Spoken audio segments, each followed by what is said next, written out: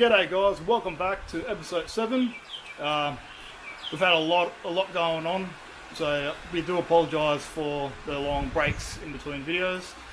Life gets in the way. But we have had some updates on the camper, you can see.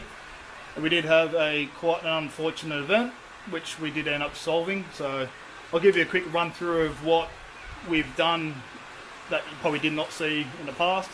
I've also got a lot of extra things that we will be doing because Britt and I are expecting a baby, so we will be doing an added bed in the camper, so we'll get around to that, and I want you guys' opinions on ideas of what we can do to add in an extra bed too. So I'll give you a quick run through of what we're up to and what we're doing today. So as you can probably tell already, this is not the original window that we had.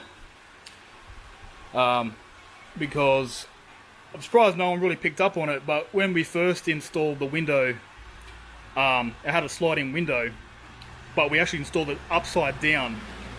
So the part of the window which slides, the seal was facing upwards. So every time it rained, there was water going straight down inside. So when we got back, we decided to take it out, and unfortunate events, there was a little seam on the side here, and the last little corner that we're taking out, because it was really glued in place, it actually shattered the whole window when I tried to pull it out, and glass went all inside, all on the ground. Absolutely shocking. Tried to find a new replacement and just could not find a replacement, and the ones that were kind of what we were looking for, way too expensive. So we actually went down to our local hardware and we found a Perspex, which was slightly tinted. When the door was shut, it's actually a lot darker, but I did it so you can see it. It was actually 600 by 900, which is the perfect length for all this window. So that's what we ended up going with, and we actually made our own window out of Perspex, which won't shutter on us, and it's nice and solid, looks really good. It's actually larger. So from the inside, it's much nicer window to look out of, with no framing or anything in a way. But I still need to get down behind to remove all the glass that's falling down underneath the bed. But pretty happy with the window. Sealed it all up real nice. Still a little bit of extra things we need to do on it, but just to make it look prettier. That's what we're up to so far on that. But because we've lost the opening of a window, we've added in a few of these vents. I've only got one at the moment, but we will be adding in a few extra. This is metal. Really good, snap shut. Really. So you can't really, no one can steal out of it, but we'll be putting a fly screen on the inside as well.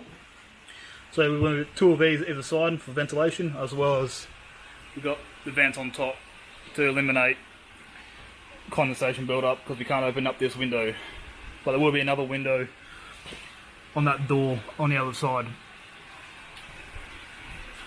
So the trim work's done. We also added in a second awning on the back, so we can get into the kitchen area a lot more easier when it's raining. But for today's episode, where we will be doing the rubber checker plating to go around on the front, and then also all the way across the sides on either side. So I've already cut out the front piece, and then it's got to cut out this last little hole here for the cables on the front, for the power cables, and then we'll use this part to cut out for the sides. We've got plenty here, so I should have plenty enough here. So let's get on to that. So we've chosen to go rubber over aluminium because it's cheaper, and it'll stop a lot more stone chips. So the aluminium, paint it, get stone chip, paint chip. Rubber should be a lot more softer on the stone chips and stuff. So I'll cut out this line for the cable, and then look out, try and get it on.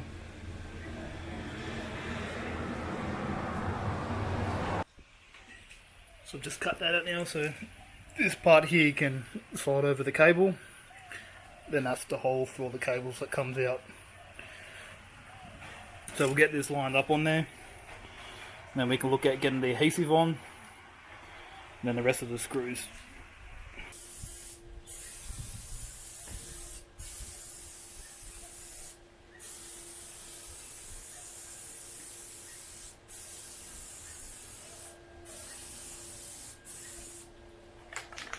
So that's the adhesive spray.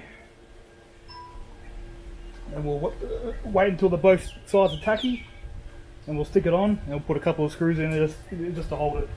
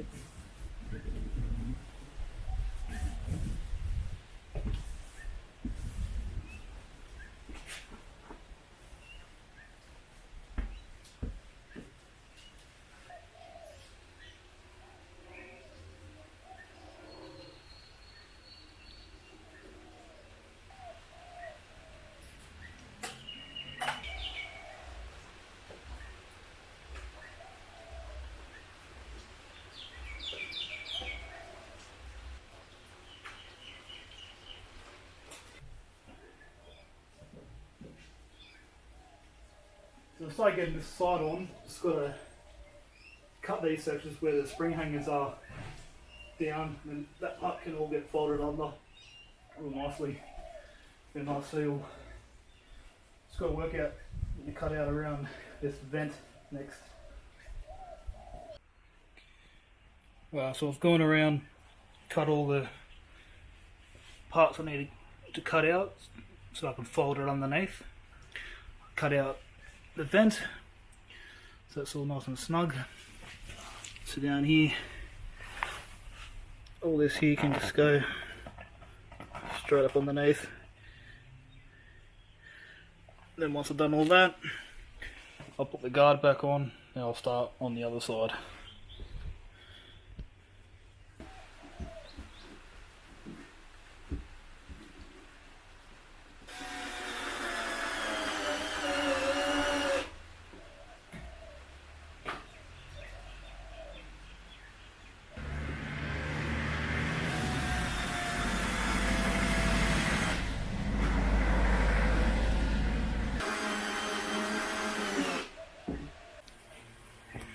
Alright, so this side's all done. Front is done. I didn't even film this side because it's a bit hard to film, so it's been so close to the edge. That side's all done as well.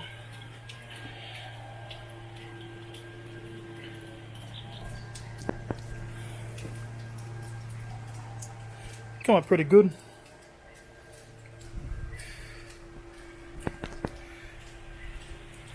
So next episode, when we do, the next one will be doing this edge trimming around all the tops.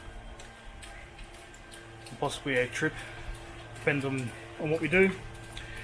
And also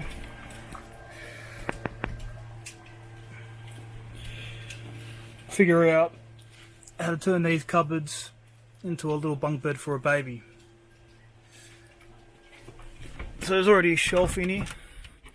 I was going to cut it off from that shelf down, cut away, and extend this table piece out a little bit more. Same with that side, and cut out that centerpiece. I'll try to turn a little bunk bed into this section here. But if you guys have any better ideas than that to figure out how to do another little bed in here. That'll be muchly appreciated.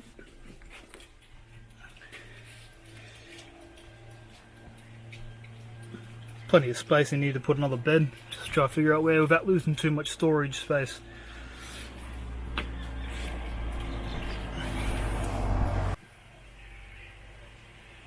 So that's all we're doing for today. Hope you guys enjoyed doing this. So we'll see you guys next time, and we'll be doing either that cupboard to turn into a bed, or possibly even a trip away before we even, whether we bring the camper or not. But that's what we're doing. Thanks for watching, guys. See you later.